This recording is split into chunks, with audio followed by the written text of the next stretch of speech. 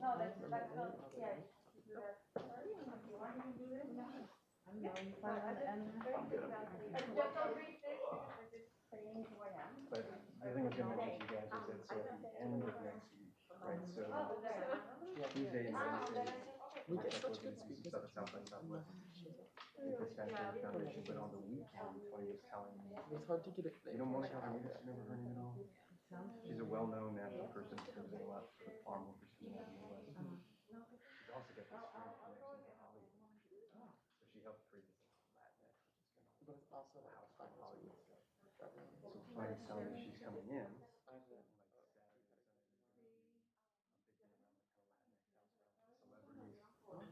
folks like that. Yeah, but awesome. So I think it's gonna be like Saturday and Sunday. That'd be like he said he was gonna send me a full schedule. So there's exact schedule. He gave me a couple days. Go learn Spanish, like go again and like. But he said, then we'll put Trinity all on all that stuff. I was like, okay, very good. I know a little bit, but not a ton. Buenas tardes. Good afternoon, everybody. How's everyone? Good. Thank you for being here today. Doctora Dania Abreu Torres. I'm the director of the Mexico, the Americas, and Spain program. So welcome to our second event of the Alvarez seminar, Green Matters. Just wanted to say thank you to all that are here and that are also watching us through Tiger Network. And also, as always, thank you to the Alvarez family for their help and contribution for the program, and also to Ecocritical, who's always been a pleasure to work with, doing all the logistics to have Ilka today, and also to Ana Maria Mutis that created this wonderful seminar, and the second event will be expected really, really good. So before we start, I just wanted to do the land acknowledgement.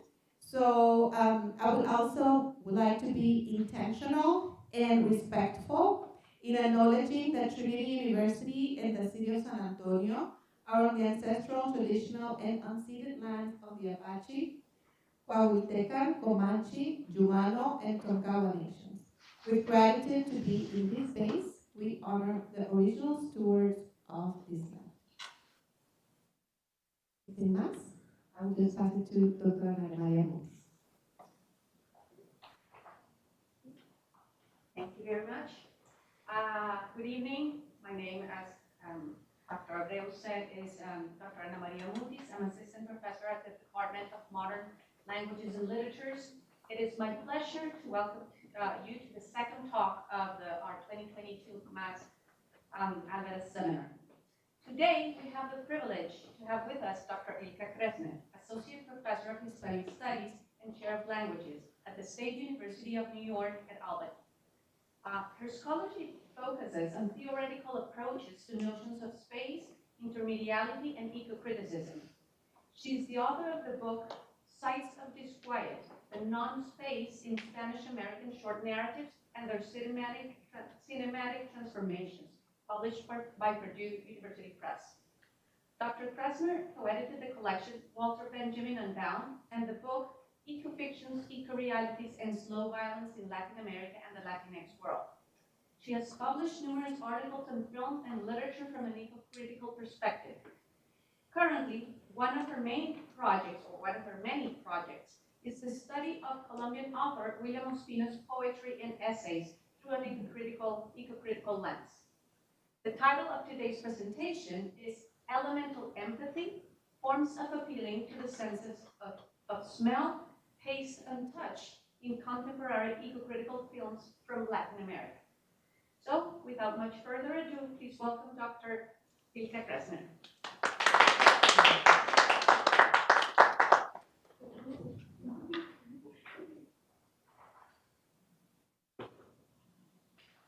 Thank you very much. Can you hear me all right? Okay.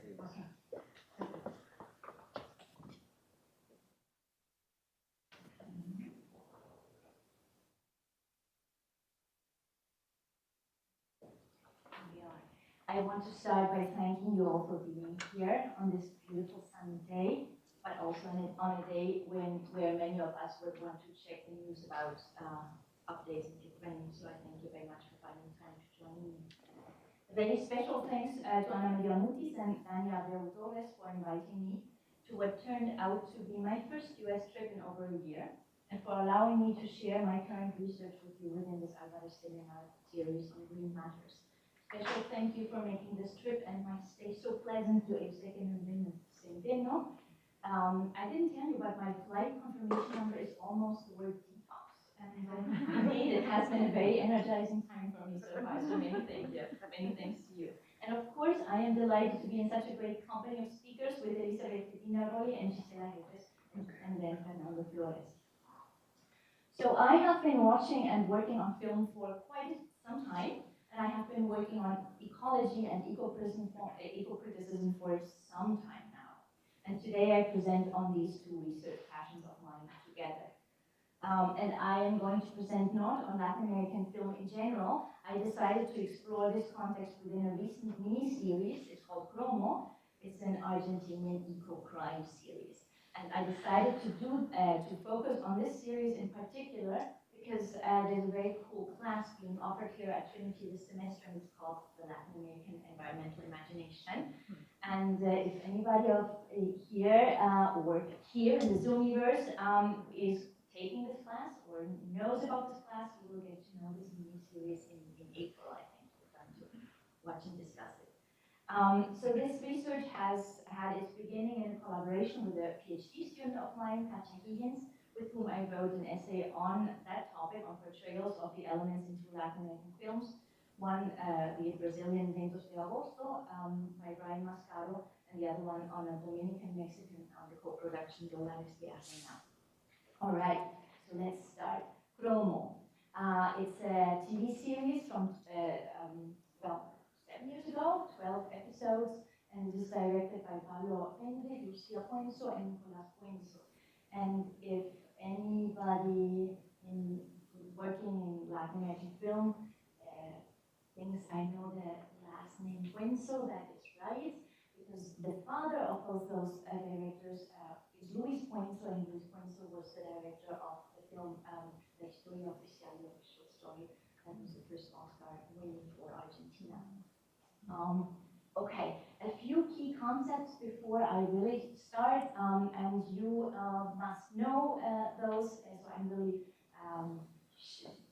maybe you have heard them from Elizabeth Pinaroli. Just my perspective. The ecocriticism is a field that developed from the field of nature writing. It expanded during the 1990s, and it studies works of art. It started with literature, and then it opened towards film, but also dance or painting, sonic contexts that invite us to rethink and change our relationship to our world, the ecologies that we inhabit, and that also inhabit us. And from that perspective, nature is never outside of culture. We don't have that divide anymore, and nature is no more conceived to be separate from the human realm.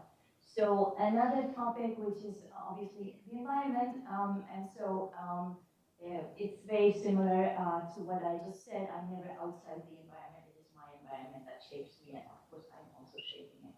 There's one final concept here that I want to mention, that is that of the Anthropocene. It was coined by chemist Paul Fusion and biologist Eugene Stromer, and it describes our current geological epoch shaped by human activity. And it's a very positive term. It's a term that has been used oftentimes, but it has also received some criticism recently, and I wanted to share that with you because it can be interpreted as generalizing. If we say anthropos, if we say the human being has done all of that, has contributed to climate change, to species extinction, etc. And that term somehow doesn't account for the highly uneven way in which certain groups have impacted the environment much more than others, and while those others have suffered from the consequences. So the Anthropocene has then been replaced by Capitalocene This is, I also of course mentioned because one of your speakers next time has written about this, so I want to include that information on Giuseppe introduction. So ecocriticism, it fascinates me for many reasons. One is certainly that it is very, very interdisciplinary, and it's also transdisciplinary, and it's collaborative. I cannot, if I want to analyze, say, an image, here we have an image of an animal in some kind of space or habitat, I need to know at least some biology and maybe some geology or some scientific methods to describe natural laws. Is my animal at the verge of extinction? Where is it located? At the Guayana Shield or at a coffee table in a restaurant in Cuernavaca? What is the scene's relationship to our reality? Of course, which space do we encounter? And if it's a visual presentation, how is it portrayed? Here are some responses to that. This is Carpin shown in Argentinian Spanish. Thomas, you will find out, but I think in Costa Rica they're not as well. They're not in Costa Rica. They're mostly in Brazil, Argentina, Uruguay, and those are different names in different countries. It's the largest rodent living on Earth. It's been hunted for its feather, harm, and grease, and it is right now here photographed in the beaches of Corrientes. And that will be, those are just a few parts of information that I need, and that are really go beyond literary approach only. So you have to work with others because you never know all that you want to know on your own. Another key term that I want to briefly introduce are the elements, and I'm delighted there's a periodic table of the elements hanging in the room, and I will be interested in chromium, which is I think element 24. But the elements, this is the part of the definition of the Oxford English Dictionary, and I'll show you in a minute some definitions of the Diccionario de la Lengua Española. One, obviously, it's a component, is a piece of matter, let's say a mini matter, which is part of a complex whole. So let's say a letter which then is added to become a word, for instance. Or that is abstract, of course, but here we have some material context, right? It's a simple substance of which all material bodies are compounded, and in ancient and medieval philosophy, those were the four elements. It was earth, water, air, and fire. And in the context of chromo, water becomes very important. Then, of course, what is the chemical context? This is a different definition. In maths as well, not a differential. It's I'm adding one more definition here as a general name for earth, water, air, and fire. And the Spanish one is quite simple. It puts the philosophical information up on number 2. One of the reasons which I'm adding the Spanish one is that elemento in Spanish, it also refers to natural forces that are able to alter, to modify the conditions, the atmospheric and the climatic conditions. So it is more than that. So it's at once very, very tiny, too small to see it, and once very, very, very powerful. The elements are never quiet. They are in constant motion, and I have a periodic table here. Even when assembled, we have to kind of add, well, this doesn't fit it all the time, or recognize they need to be reorganized. In kind of the first kind of theoretical approach, let's say, in a Western context about the four elements was Empedocles, and for him, he had also this kind of for him there was always this attraction, and then there's the repulsion, and for him it was love and strife, and those are always the motions, the element's motion, the elemental motion. No, but if we think through it, earth, air, water, and fire do not exist in order to become human the human is really one composition among many others, and it is not the measure of the world. And this is, of course, something that becomes important if I think of, I don't know, a hydrogen atom can be combined with almost every element in the periodic table, and if I think of plastic, it includes just a different combination. A few more hydrogen molecules and you get a plastic bucket, but of course we also need those elements, right? And this is here at the bottom of my slide, I'm adding a definition by two critics that is now in the literary context. According to Jeffrey, Jerome Cohen, and Lowell Dufford, they say that which is elementary is quietly fundamental, natural, ultimately self-evident. And I would add, it may sometimes be so self-evident that it may be hidden in plain view. And I continue with the quote by Cohen and Dufford. They say, linking agents and multiplying machines, the elements are straightforward but not simple, irreducible and initiatory. They are lively as language, the story tumble of relation, sudden rupture and material burden. So the senses, and now cinema.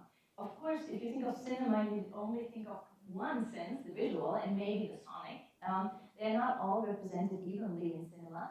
And while the visual and acoustic senses of the viewers, listeners of the film, they receive direct stimuli, the cinematic medium cannot technically represent the senses of smell, taste, and touch.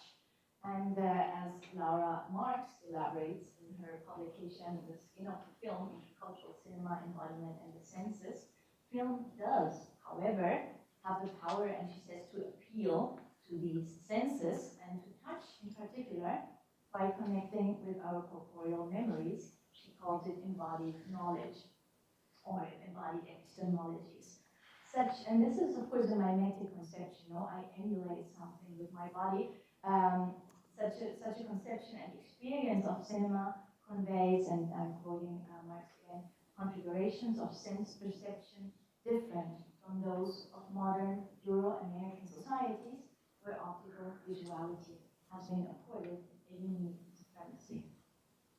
Okay, empathy, that is my final, the final term I want to quickly mention. It's, I guess, the easiest.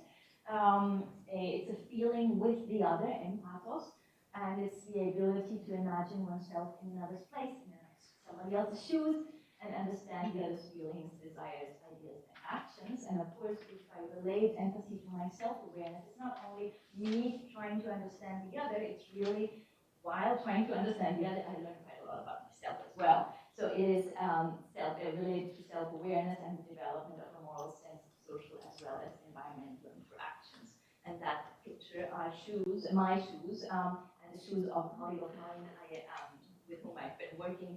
He co-teaching in my colleague Jose Luis Jimenez in Venezuela.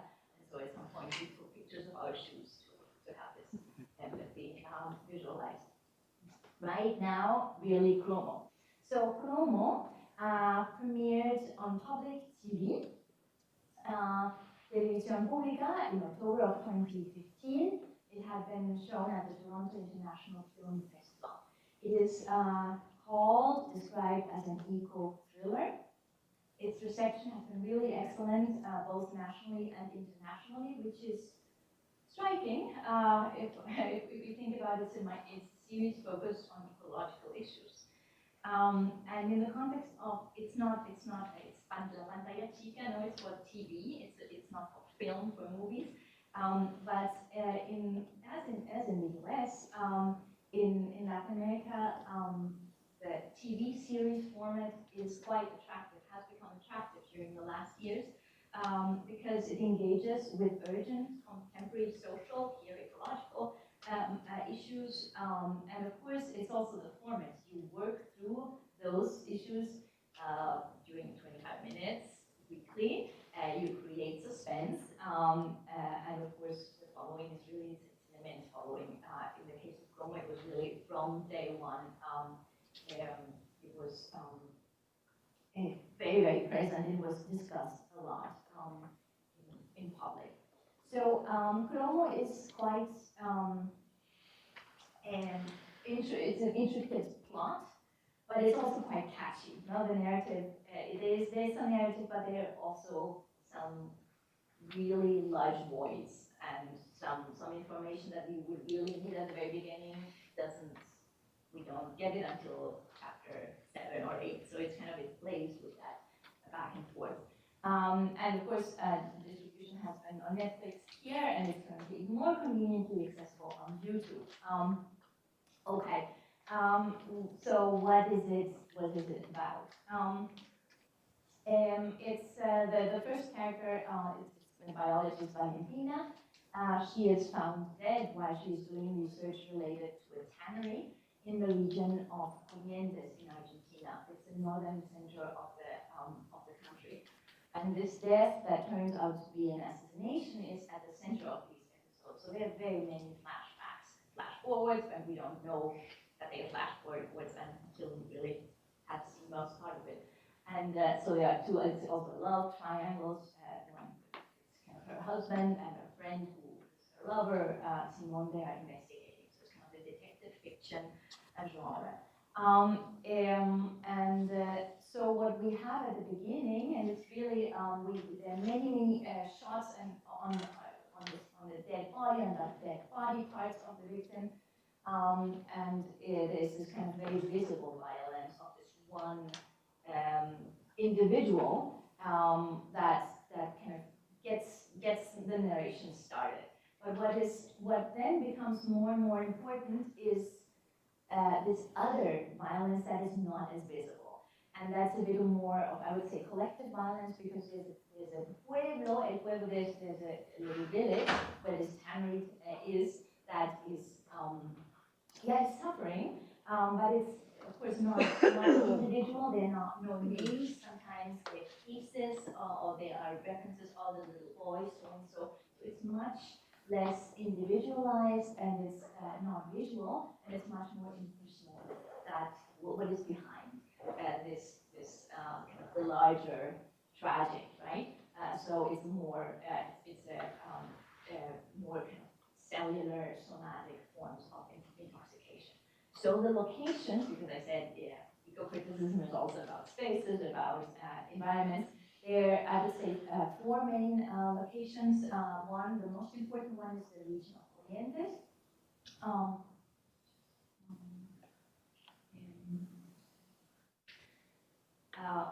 They are all, stunning locations, obviously. Corrientes is, those who speak Spanish, Corrientes means flowing water, current water. It's a region that is rich in rivers. It's situated between the Rio Paraná and the Rio Uruguay. There are extensive wetlands there. It's called the Esteros de Ribera, so swamps, stagnant lakes, lagoons. And other locations, Corrientes is the most important one. And then there's also a research station in Argentina, Antarctica. And then there's a glacier, the Perito Moreno Glacier in Patagonia, and then there's the city of Buenos Aires. So those 4 contexts are not chosen coincidentally. They're really very carefully chosen, because what I think is also very important in this form of when I think about not visual or going beyond the visual in order to show forms of violence, for instance,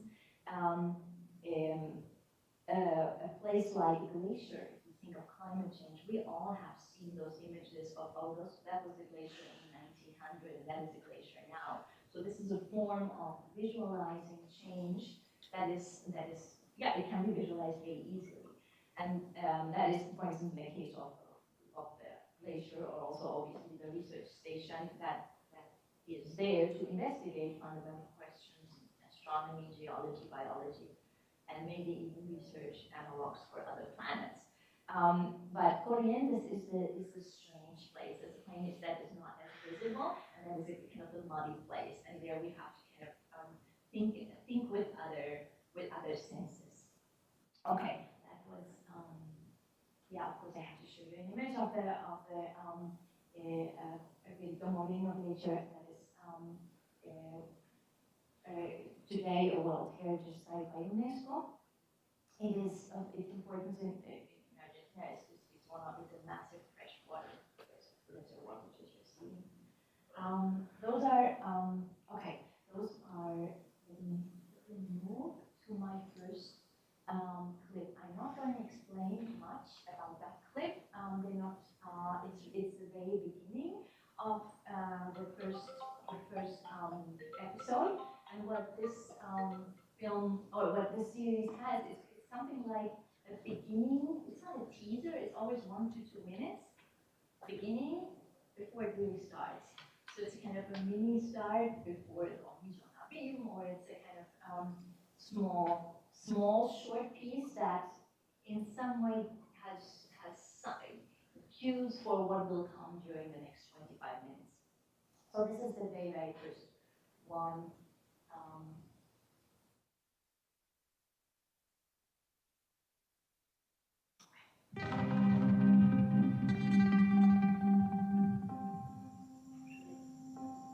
In the light.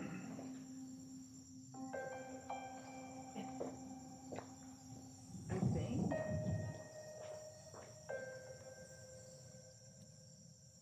Oh.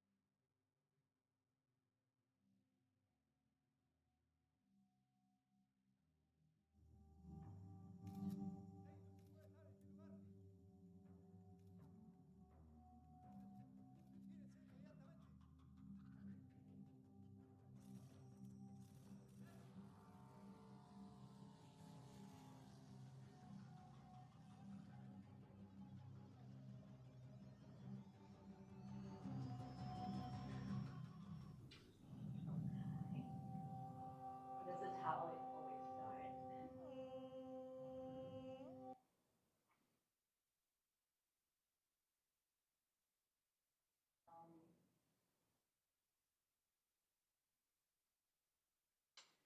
So there's this lush landscape. It seems untouched, and we hear the sound of the piano in the background, and then the sound changes, and we hear the motor of this boat. We see Valentina, that is a biologist in her motorboat, and then paddling towards an inflow that might have polluted water. Maybe the music changes to this gloomy techno sound, and she is wearing gloves. She has to present herself as some kind of researcher. We see a caiman, and then she is discovered by someone, and it's not a ranger, it's someone with a uniform, so maybe it might be a protected or a private area. This is all we know so far.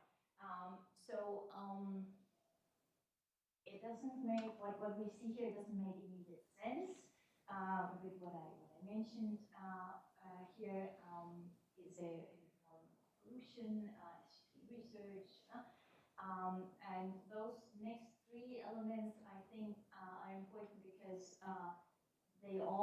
they're visual strategies to have us trust our visual and our sonic perceptions a bit less. And one is obviously that the senses receive slightly mixed cues. There's still the positive image, but we hear the music. It's like in a Hitchcock film where you have still something positive on one hand. You see something positive, you hear something not as positive, and that is done quite often in that film. And the other element is obviously this metaphor, this immense metaphor of the surface and what is below, this dirty, the tangy, the green water, yeah, what is not revealed to our eyes. And the third element is obviously the big element, which is presentation and representation. And this last image is constantly shown. That is this printed picture of it that is floating on the water, and at some point becomes less visible, and at some point it disappears. Okay. What I want to add here, in the context of these strategies to have us distrust a bit what we see, that is not very special about Chromo. That is something that cinema is using and playing with, and especially forms of slow cinema or cinema that really want to show something that is not as visible, or talk about agencies or voices that are not as present in official discourse, right? So it's rarely, cinema in itself is rarely recording only the input from the camera, and since 1928, the microphone perception is really not just one way, it is really multisensory. And according to Laura Marx, film affects the visible with the disturbance, and this is very clear in that passage, and us with a sense of suspense, which is great for in the context of a film that has kind of this thriller element. It aims precisely at going against our natural perception and producing unknown bodies. And she even says, Marx even says that cinema can not only create a kind of visual vision, which is a bit double, but something like a haptic vision, and one that appeals to the memories. And those memories are never just in our brains, they are oftentimes stored in our bodies. So the body becomes a form of matter as well. And of course, then touch is important. And it's encoded in, memory is encoded in our bodies and also in objects through contact. And we remember it tactically within an audiovisual recording. The senses that are closer to our body, which are also our more spatially oriented senses, are capable of storing powerful memories that are lost to the visual. Okay, I'll just give you one example, and this is now only sonic, if it works. It's with song, and I just look for quickly. And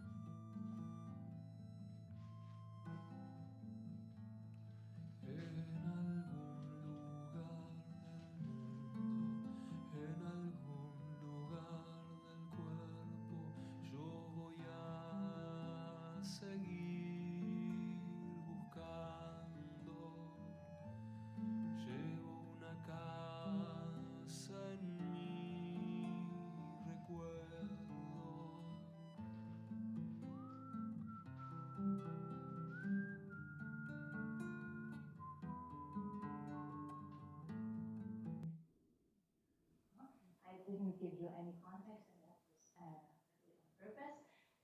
That song will reappear, but for now I played it because it shows very beautifully how here we have the world, we have the soul, but we also have the body. So it's kind of where would you archive memories? And those are, according to Guillermo Pessoa, different places where memories can be stored. So the body is just another space, or the space is just another body. That was the reason why I played. Okay, now I want to show you my second clip, which is still from the first episode. There are more in that part now. I only have the Spanish version, so I'll give you a quick summary. Valentina brings the package to the post office. We later find out that it contains blood samples and specimen, and she sends it to her colleagues in Buenos Aires at the Set to evaluate the level of chromium. I get to chromium at some point. So the contamination. But then there's a rapid change about her husband with his friend. He calls her, she doesn't pick up. He is longing for her. He tells her that he wants to have a child with her. She doesn't pick up the phone. And back at Valentina's place, she packs. She thinks she wants to leave the following day. She hears some noise, and it's somebody coming in. It's the forest ranger. His name is Mirko, and he gives her money. It's a kind of blackmailing for something that the bad guys had paid him. And that is all still chaotic, and that's okay, because what I really want to show in that passage here is this that we have so many silences, so many ruptures, and so many voids that we cannot feel, that we have to kind of think in a more empathic way, or in a more not just logical manner. And what we also, this is a passage where I'm interested in showing you how the individual Valentina is juxtaposed with El Pueblo, the much less visible victim of this, what then comes as a form of toxic violence. But we don't know that yet. Let me show you that. ¿Te vas? ¿Cómo sabes que me voy? En este pueblo se sabe todo. Gracias, Mimi. Chao. Chao.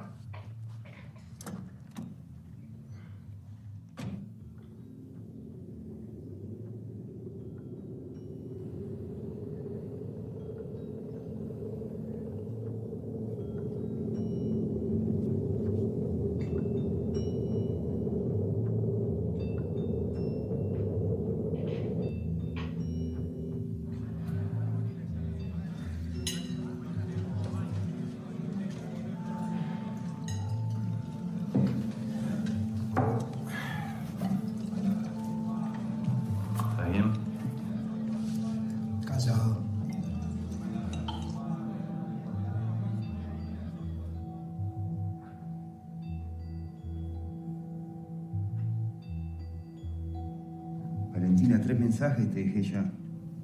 Atendeme.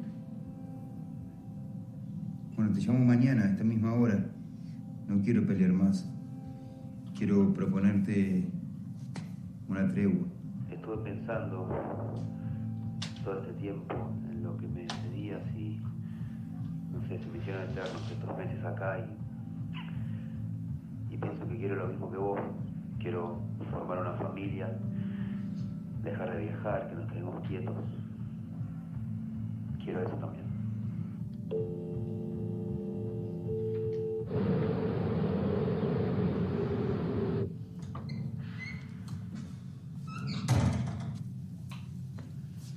¿Hablaste?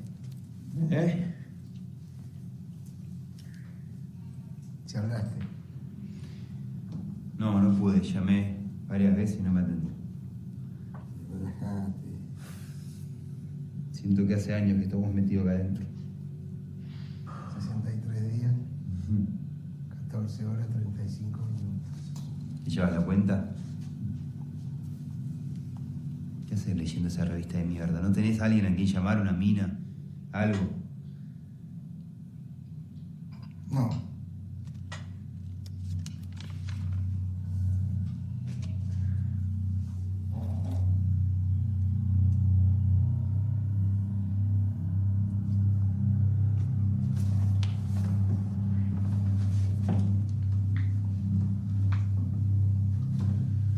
Mirko, eras vos, me asustaste.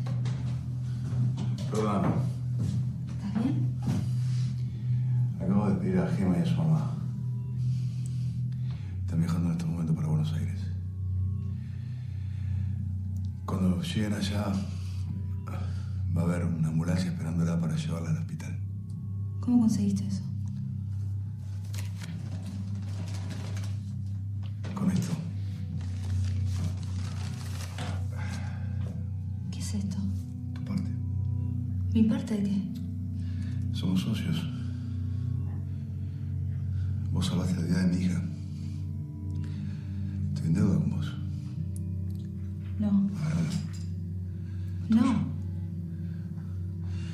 Vos me dijiste que necesitabas fondos para juntar más pruebas y llevarlas a analizar al exterior. Bueno, acá está, agárralo.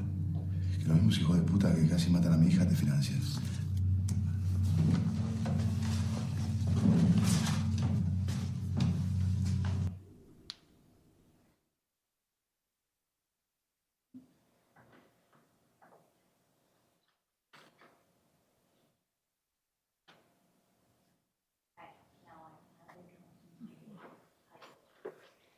Chromo, that is chromium. It's a metal characterized by high resistance to corrosion, and it's important in steel production as well as in canneries. Chromium compounds are used in dyeing for textiles, leather, tanneries, and these compounds, when not thoroughly cleaned up, can leak and be found in soil and groundwater compared to industrial sites. They are also carcinogenic.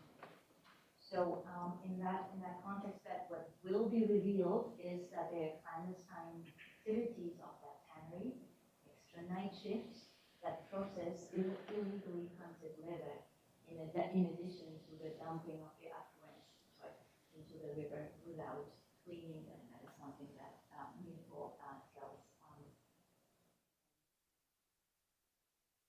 He says, en ese pueblo vivitos, nietos, chiquitos, viejos son los primeros que sufren las consecuencias.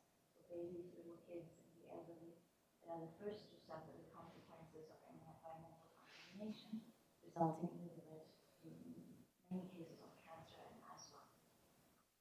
The doctor of the village, he also relates that every 15 to 20 days there is a foul-smelling air coming from the swamps, and his practice gets filled with patients with respiratory illnesses and excessively high chromium levels.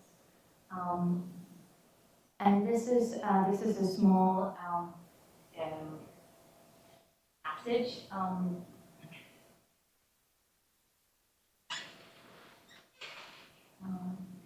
Tanning or tanneries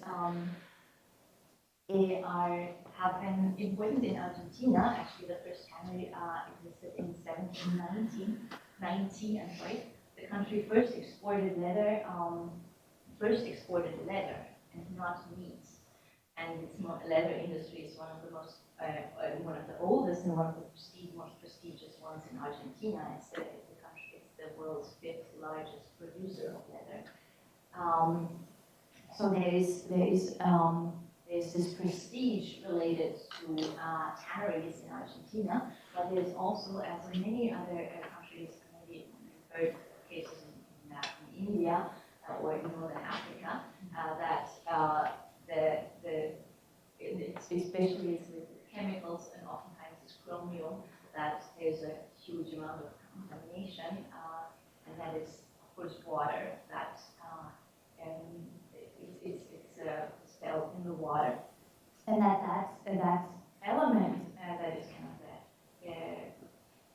at the heart of chromo, as the title also refers to it, is obviously an element that is part of a little village, but it's much bigger. It shows the detrimental effects that capitalist practices hold not only over the individual position in society, but also over the environment.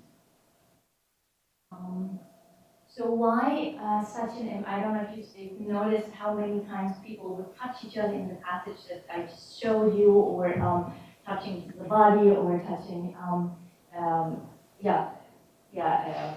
it's really kind of wanting to be sure, and this is why I touch something. So it's our most primal, our most amniotic sense, says Rob Nixon. At 6 weeks, when we are 1-inch embryos, we are already developing a sense of touch. Long before our ears, our eyes, and our noses have begun to absorb information from the world.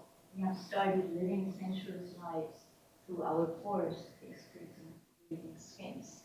Touch endures, guides us from feeble vulnerability to the fragilities of old age. Touch persists even when sight and hearing have fallen into ruin, and our powers of taste and smell are mere shadows of themselves.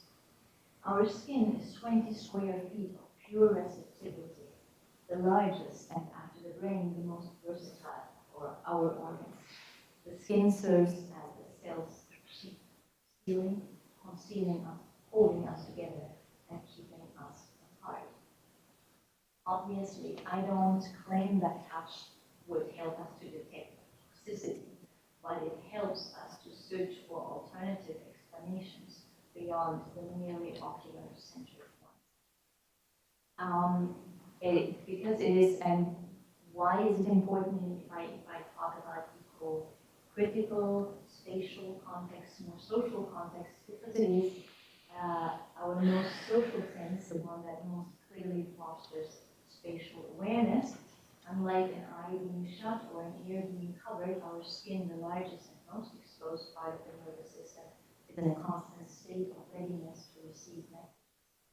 According to psychologist Tiffany Field, and I quote, touch affecting both tactile and pressure receptors stimulates the central nervous system, and the general effect of touching and being touched is a relaxed, more attentive state.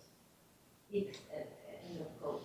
The experience of touching thus may become a privileged moment of learning, healing, and venturing beyond established perceptions and boundaries of the self, as well as spatial and temporal dimensions. Film, remembers Mark, is not grasped solely by an intellectual act, but by a complex perception of the body as a whole. This view of perception implies an attitude towards the object, in the case of film, not as something that must be deciphered, a fiction, in order to deliver forth its meaning, but as something that means in itself. And this is now my summary. It is this multisensorial appeal that helps us better understand our shared materiality, the complex material connections with our environments, and perceive agencies, some good, some bad, that are not immediately visible, still powerful. It thus invites for a broadening of our awareness that goes far beyond an anthropocentric worldview and signals a deeply ecological, in my sense that we humans partake into our open-ended interaction with and within the elements. And I'm finishing with a one-minute clip from Promo that is the final scene where someone is burying something, and so think of the memory, the stored matter, and I finish with that. There's no sound. No, there's recording sound.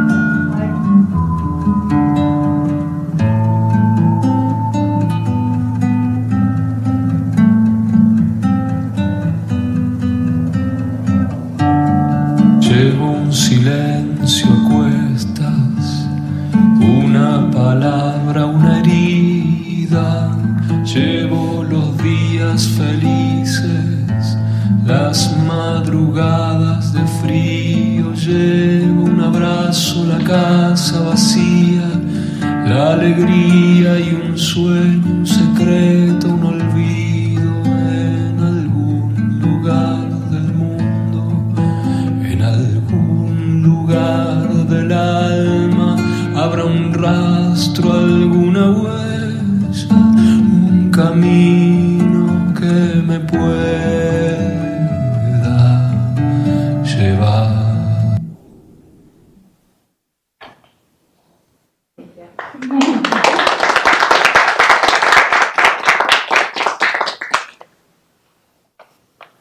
Any questions?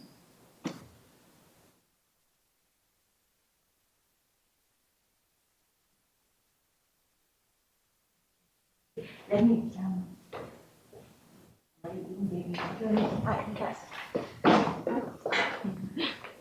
Thank you. Thanks. Can you all hear me? Is it on? Yeah. Yes. Yeah. Thank you for the marvelous presentation, and I love the working of connecting us to ecocriticism and environmental perspectives through the senses. I think that's actually really a kind of fundamental way. I'm myself a material ecocritic, and so very invested in that. Yes. I'm also really interested in the question of how you portray that, right? I'm teaching a German graphic novels course too, and there's a lot of discussion of how you can visually portray all five senses. And I feel like that's a very tangible environmental thing. And I'd love to hear more about that portrayal, particularly because it's about violence, it's about poison and toxicity, and what kind of strategies Chromo uses to portray that kind of materiality then in more, because you could see the ice and the touching, right? But what about the toxicity and such? Do they use interesting methods? Among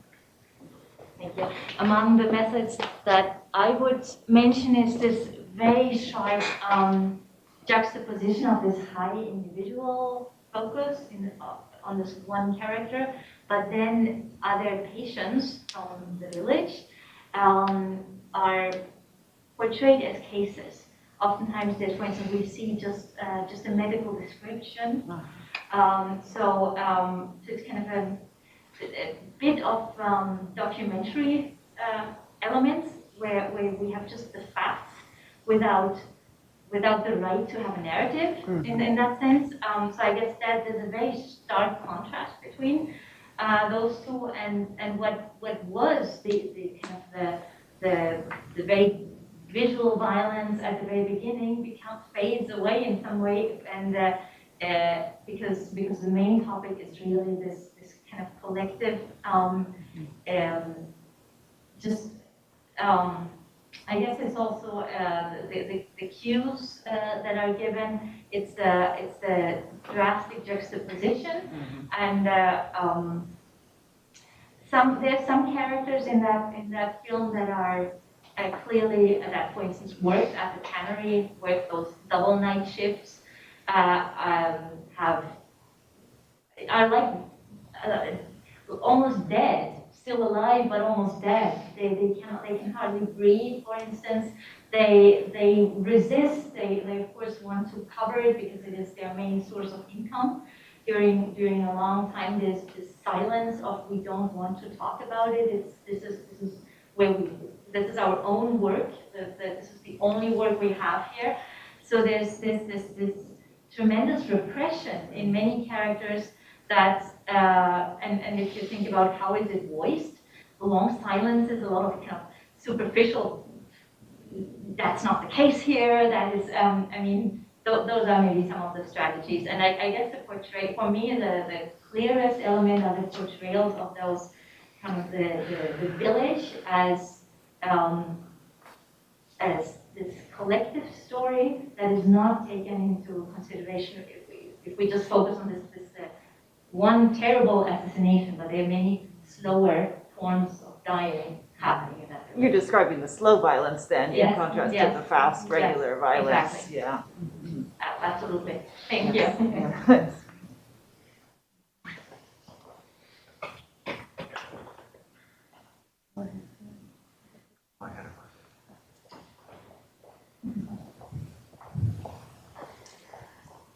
I appreciate the presentation also. My question is a little bit more general, and maybe you know you can't answer, right? But I'm very curious. So it's my kind of understanding that the U.S. there's much more skepticism about climate and like what's the role of humans in climate, right? And when you look at the art and the different narratives produced not only in the U.S. but abroad, is there a difference, right? Is there like do we see more like, oh, in the U.S. you have to explain certain things and like versus in other places where they can just jump ahead? I don't know. Oh yeah, thank you for this question. I would say there is a difference. Yes, I think there's more, and that's also something that Elisabeth Pettinaroli discussed in her talk. There's this. I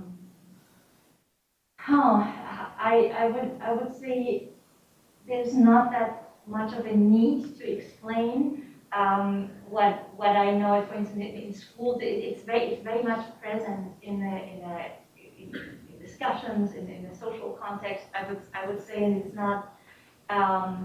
It doesn't take that much to convince people, and especially in contexts where there's, of course, heavy kind of international presence of for instance, in the case of that fictional fight, the tannery, it belongs to a consortium in Norway, so it's kind of a global Norway using skins. I mean, it's so I guess it's more present. It doesn't need as much explanation or clarification, I would say. And art and activism is much closer. Maybe those are immediate responses from my side.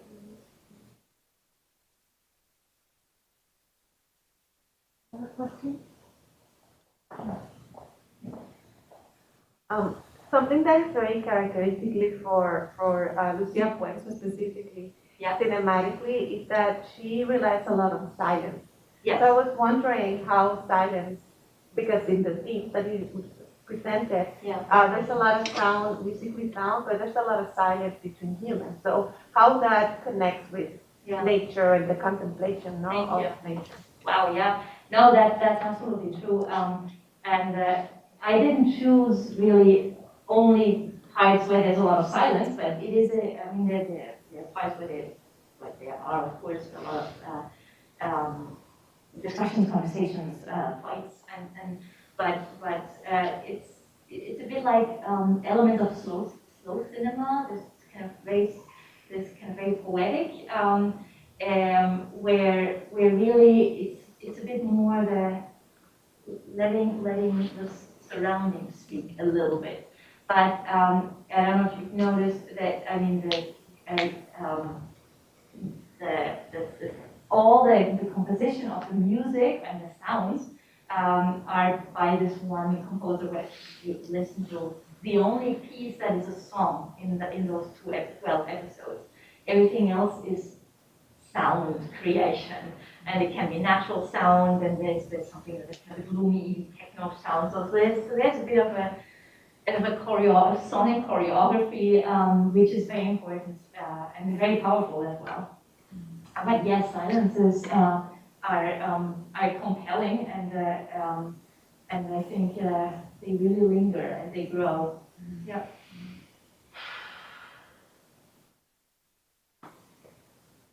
Thank you very much. Thank you everybody. Thank you everybody in the Zoom universe. Thank you.